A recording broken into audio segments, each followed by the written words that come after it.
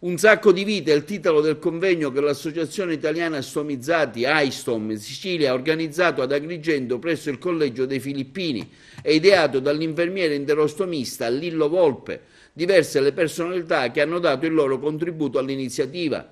L'incontro ha avuto l'obiettivo di aiutare a migliorare la qualità di vita dei pazienti stomizzati. La stomia è il risultato di un intervento con il quale si crea un'apertura sulla parete addominale per poter mettere in comunicazione un organo interno dell'apparato intestinale urinario con l'esterno. Si è discusso tra l'altro dei diritti dei pazienti stomizzati e del corretto utilizzo dei presidi per la gestione della stomia. Io sono un enterostomista. L'enterostomista si occupa delle persone stomizzate. Noi stiamo cercando di divulgare tantissimo questo tipo di condizione di vita che è la persona portatrice di stomia, perché in molti casi è una condizione di vita che non è conosciuta da molti, e quindi noi tramite questi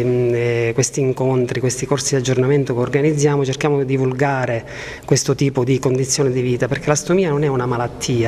ma la stomia è una condizione di vita e quindi si può vivere serenamente e con dignità questa propria condizione di vita che è l'essere portatore di stomia. Io faccio parte di un gruppo a livello nazionale che è il Gesto, che stiamo cercando tramite media, tramite associazioni e quant'altro di divulgare il più possibile questo tipo di condizione di vita e farla accettare anche dalle istituzioni e cercare di far aprire più ambulatori possibili che possono seguire queste persone, perché la stomia per molti può essere un problema se non hanno nessun punto di riferimento, ma se hanno delle persone con delle precise competenze che li possono seguire, in tal senso possono vivere una vita con serenità e dignità.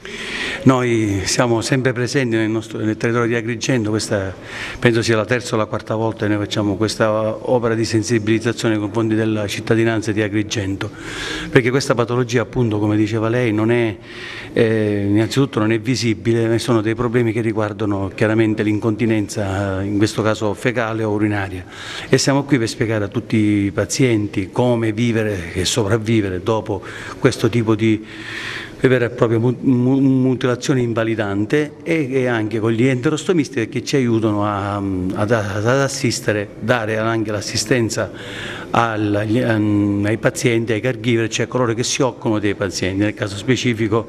ci sono moltissime persone che vengono assistite dai rispettivi consorti oppure da qualche parente prossimo, un nipote, un cugino, una sorella, un fratello, come nel caso specifico per me è mia sorella. Mi chiamo Maria Anna Venia, sono la presidente dell'AISTOM Agrigento Sicilia, sono una paziente stomizzata dal 2008 definitivamente. La mia vita è cambiata totalmente perché sono affetta dal morbo di Crohn.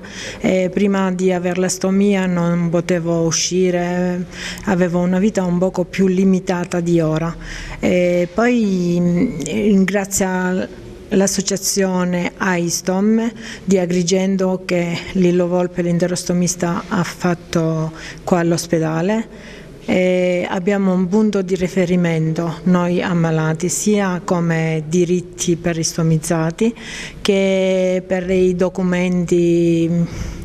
per i presidi medici. Abbiamo avuto problemi con le ditte fornitrici, invece è stato risolto perché siamo stati un poco tutti i pazienti combatti andare a fare una lotta contro questa ditta. Sì, il Comune di Agrigento non poteva non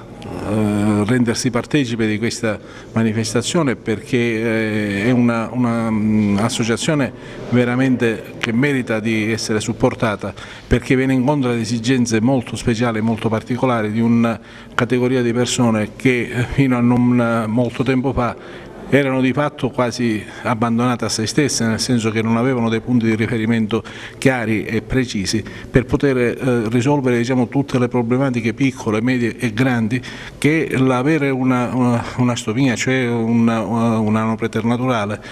può comportare.